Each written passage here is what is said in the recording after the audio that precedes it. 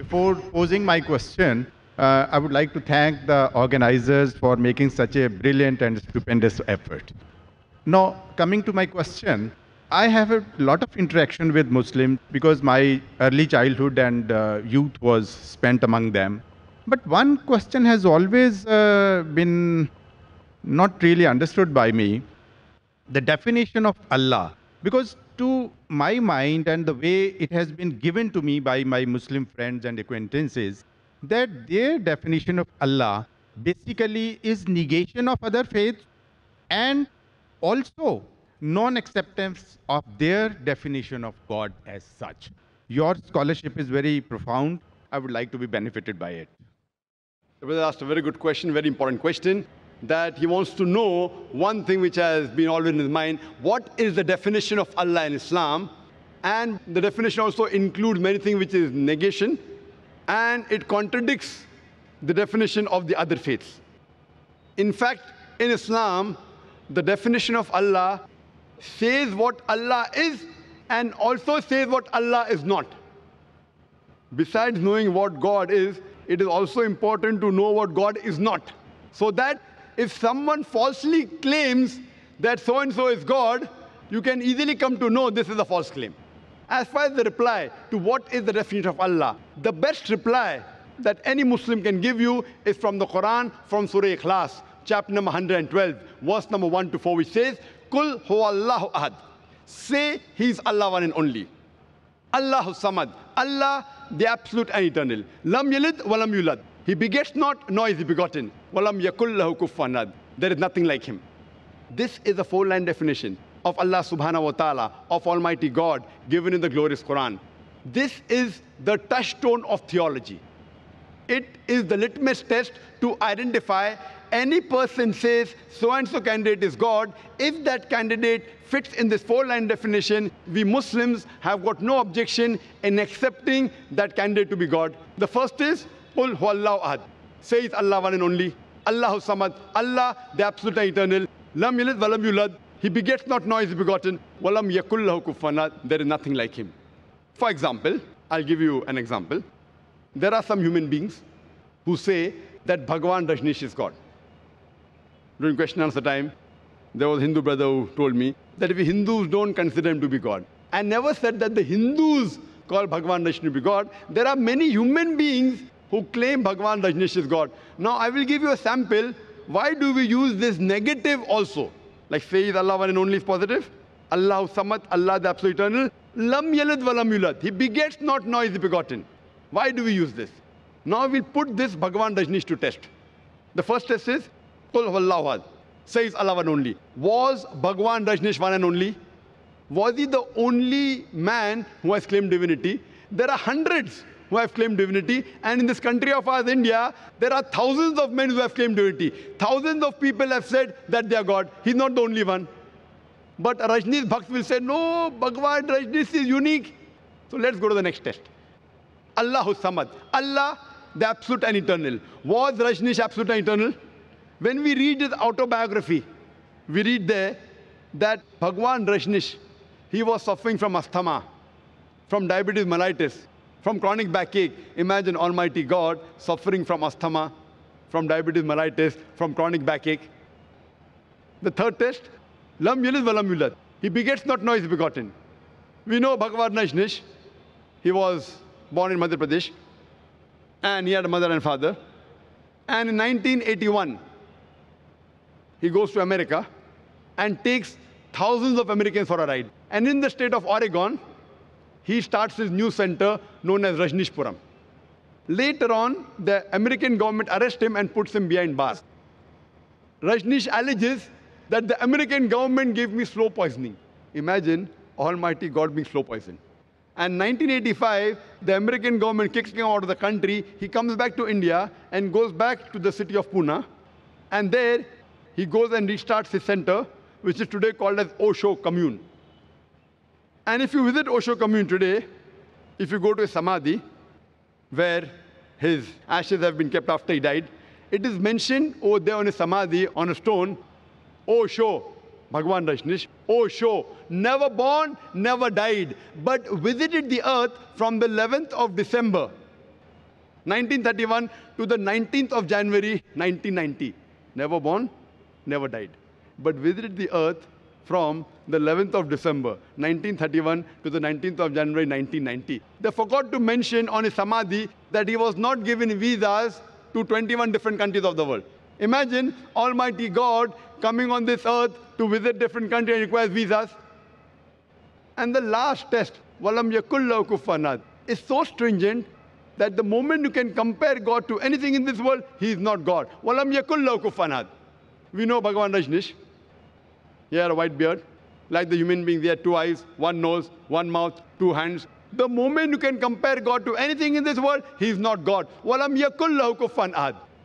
For example, someone says that Almighty God is 1,000 times stronger than Arnold Schwarzenegger.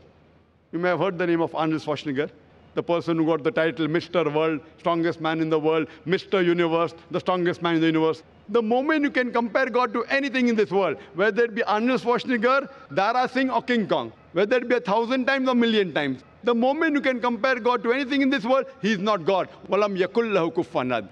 So this, brother, is, in short, the concept of Almighty God. As far as the second part of the question is concerned, that why does it contradict with the concept of God in other religions?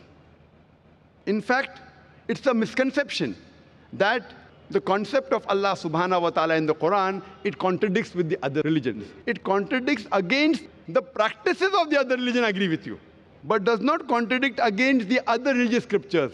Because unfortunately, the followers of most of the religions, whether it be Christianity, Hinduism, etc., they do not read their own scriptures.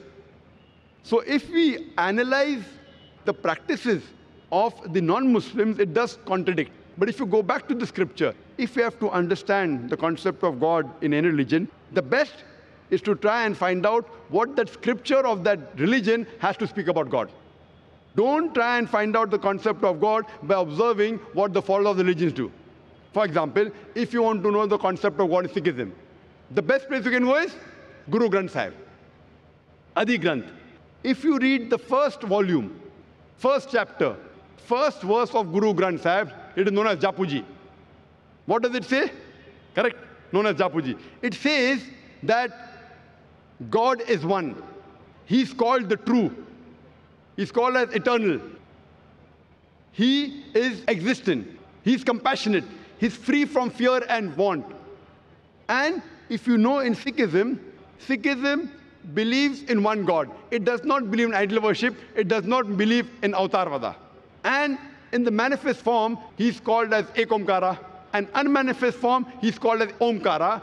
And if you read the scriptures of Sikhism, there are various attributes given to Almighty God. If you read the 6 scriptures, Almighty God, he's called as Satyanama. He's called as holy name. He's called as Kartar, the creator. He's called as Rahim, merciful. He's called as Kareem, beneficent.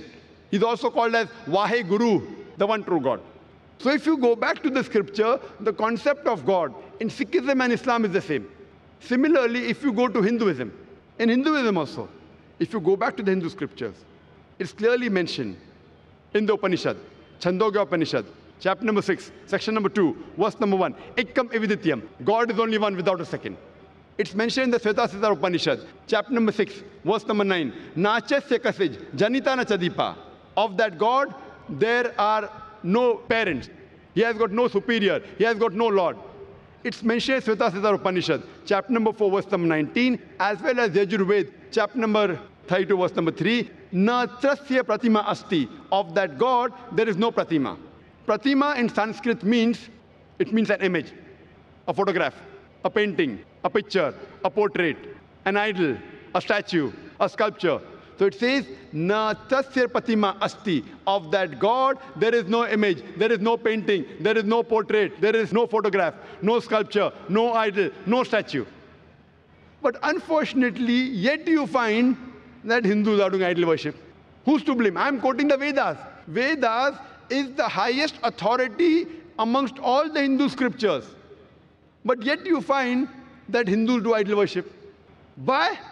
Because the scholars of Hinduism, they tell that, see, Brother Zakir, you know, at the lower level, People don't understand, so for concentration we require the idol. When we reach a higher level of consciousness, then idol is not required. So I tell this Hindu Pandit, we Muslims have already reached the higher level of consciousness. It is the basis of Hinduism, basis of Vedas. But there are some sects in Hinduism, like Arya Samaj, which completely denounce idol worship. So similarly, if you go to Christianity, if you read the Christian scriptures again idol worship. Yet you find that the Catholics, they make an image of God and they say, Jesus Christ, peace be upon Almighty God. So what we realize that if you go to the Christian scriptures, the Christianity and Islam, the teachings of Jesus Christ, peace be upon him, it is similar. But most of the Christians, what they claim, that Jesus Christ, peace be upon him, he claimed divinity. In fact, if you read the Bible, there is not a single unequivocal statement in the complete Bible where Jesus Christ, peace be upon him, himself says that I am God, always worship me. If any Christian can point out any unequivocal, any unambiguous statement in the Bible where Jesus Christ, peace be upon him, himself says that I am God, always worship me, I am ready to accept Christianity today. In fact, if you read the Bible, it's clearly mentioned. It's mentioned in Gospel of John, chapter number 14, verse number 28. Jesus Christ, peace be upon him, said, my Father is greater than I. Gospel of John, chapter number 10, verse number 29.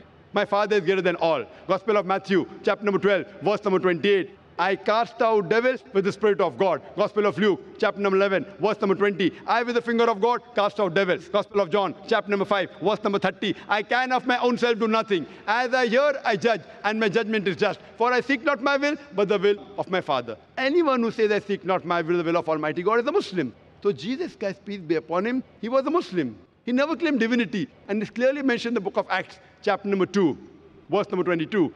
Ye men of Israel, listen to this. Jesus of Nazareth, a man approved of God amongst you by wonders and miracles and signs which God did by him, and you were witness to it. A man approved of God amongst you by wonders and miracles and signs which God did by him, and you were witness to it. So if you read the Bible, even in Judaism and Christianity, they believe in one God who has got no images. It's clearly mentioned in the book of Deuteronomy, chapter number 5, verse number 7 and 9. It says that thou shalt have no other God besides me. Thou shalt not make unto thee any graven image of anything, of any likeness in the heaven above, in the earth beneath, in the water beneath the earth. Thou shalt not bow down to them, nor serve them. For I, thy God, thy Lord, is a jealous God. For more details, you can listen to the talk of my son.